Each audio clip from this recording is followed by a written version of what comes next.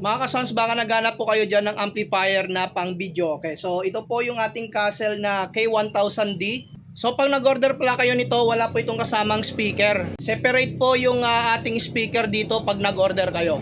Huwag kayong mag-alala, ilalagay ko sa yellow basket po natin yung speaker din na ito. So same lang naman ito na brand, Castle yung speaker. Castle din po yung ating amplifier. So recommended ko yung ganitong speaker na i-load po dito. Bago tayo magsimula sa soundcheck, bali kabit ko muna dito yung wiring ng speaker dito sa amplifier. So ito po yung connection po natin, nakakonect na ako dito ng dalawang speaker. So kinuha ko dito kada channel.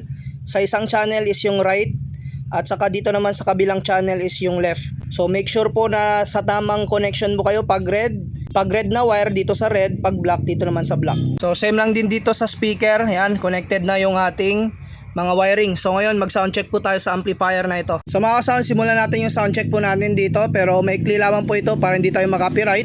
So connected po ako dito sa Bluetooth ng amplifier papunta sa player po natin. Play tayo ng music. Ayan. Yan, ganda ng tunog oh. Bass treble, pwede dagdagan. Ganda ng tunog. DJ Casey Yan. Remix.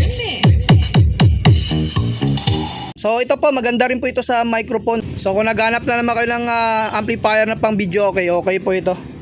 Ulit tayo sa soundcheck. Yan. Yan, lakas oh.